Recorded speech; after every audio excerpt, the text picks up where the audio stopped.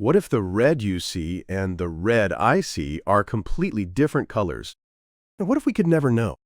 Science can measure wavelengths of light. It can record the firing of neurons. Yet there is no agreed-upon explanation for why physical processes give rise to the feeling of redness. This is what philosophers call the hard problem. We can explain function, but we don't understand why it feels like something. Today, let's explore the deepest mystery of consciousness, the problem of qualia.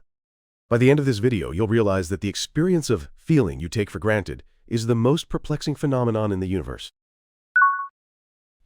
Chapter 1.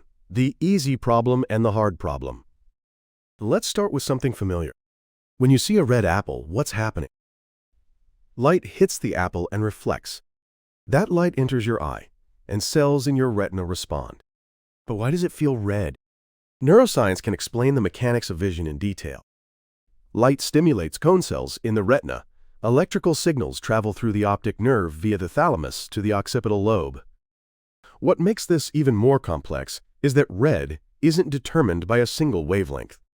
Even with the same red apple, the distribution of light reaching the retina changes with different lighting. Yet we perceive it as a stable, similar color, because the brain compensates using adaptation and contextual information. This is a functional explanation. We understand what happens. In 1994, philosopher David Chalmers made this distinction clear. He called functional explanations the easy problem and subjective experience the hard problem. In his 1995 paper and 1996 book, The Conscious Mind, this framework became widely accepted. And here's where a crucial question emerges. Even if we can explain all the functions, why does feeling arise at all? Could there be a zombie-like entity that functions but feels nothing? This is the deepest mystery in consciousness research. But what does this distinction actually mean? Let's venture into why the hard problem is so profoundly difficult. Chapter 2. Qualia and the explanatory gap. From the easy problem, we move toward a deeper mystery. The issue lies in qualia. What is qualia? It's the subjective quality of experience. The redness of red, the painfulness of pain. In 1974, philosopher Thomas Nagel asked in his paper, "What is it like to be a bat?" No matter how much we study a bat's brain, we cannot understand what it feels like to perceive the world through echolocation. This is the explanatory gap. Between objective description and subjective experience lies an unbridgeable divide. In 1982, Frank Jackson presented a thought experiment in his paper Epiphenomenal Qualia, Mary's Room. Mary is a neuroscientist who knows everything about color, but she's lived her entire life in a black and white room. Then one day, she sees a red rose for the first time.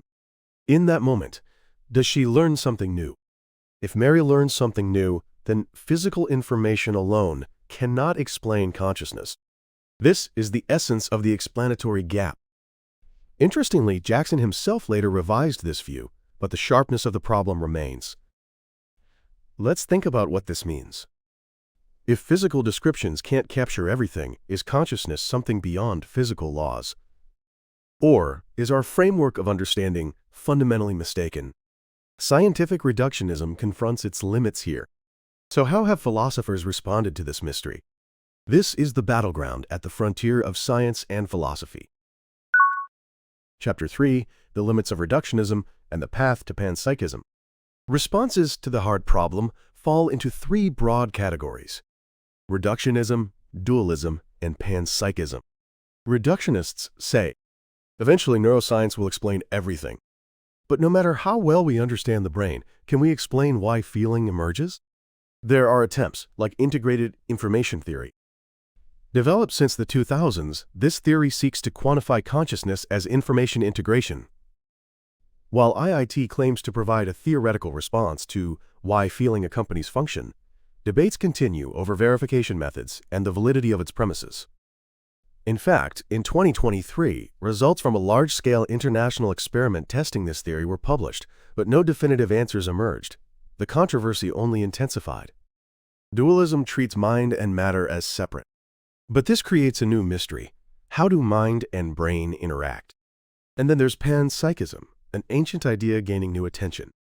Perhaps consciousness is a fundamental property of the universe. In 2006, philosopher Galen Strawson argued in Realistic Monism that physicalism implies panpsychism, revitalizing contemporary debate.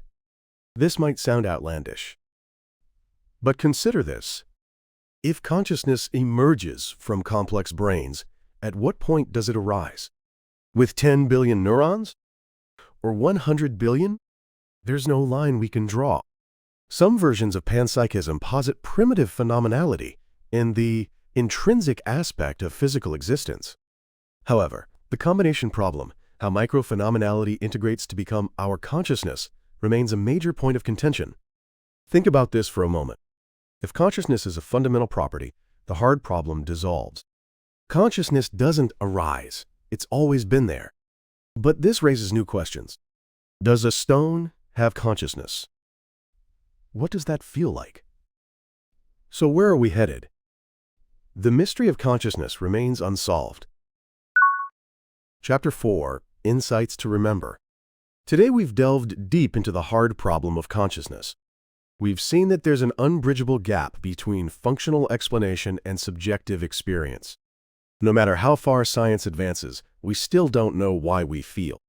Let me share the insights from today's exploration.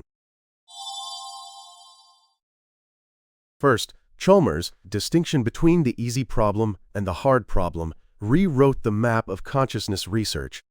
We can explain what happens, but why it feels that way is a separate question. Between function and experience lies an explanatory gap. Second, qualia cannot be reduced. As Mary's room demonstrates, even with all physical information, you don't know redness until you actually experience it. Knowledge and experience are fundamentally different. Third, does consciousness emerge, or is it a fundamental property? Panpsychism sounds outlandish, but it's logically consistent. If consciousness is fundamental, then the hard problem was asking the wrong question all along. These insights shake our self-understanding to its core. Through this exploration, I've learned humility. Every day we feel thousands of times. Yet this most familiar experience is the most inexplicable phenomenon in the universe. Science has made astonishing progress. But before consciousness, we remain in darkness. In fact, in 2023, philosopher Chalmers won a 25-year-old bet that consciousness would be explained. Science still hasn't found definitive evidence that consciousness emerges from the brain. And there's something beautiful about that. So I ask you, if consciousness is nothing but brain activity, why does the first-person perspective of I exist? And when AI someday functions just like humans, will there be feeling, or will it merely be a philosophical zombie that functions without experience? As AI evolves at a staggering pace, this question is no longer science fiction. We're about to enter an era where we seriously debate whether silicon-based intelligence can feel pain. These questions have no answers yet, but continuing to ask is what moves us forward. The mystery of consciousness may be the final frontier of science and philosophy. After watching this video, when you return to everyday life, I want you to pause and notice the colors you see, the sounds you hear, the sensations you feel. They seem ordinary, yet they're the strangest phenomena in the universe. Next time you drink coffee, pay attention to the taste. Science still has no answer for why that sensation of bitterness feels the way it does. Your most familiar experience is the deepest mystery. Share your insights in the comments below. Your questions are what drive this channel forward. Thank you for joining me on this intellectual journey. If you want to explore deeper into the universe, consciousness, and the nature of existence, this channel is for you. Each time, we journey from the frontiers of science to the depths of philosophy. Subscribe and join us on the next exploration. Your curiosity is our compass. Until next time.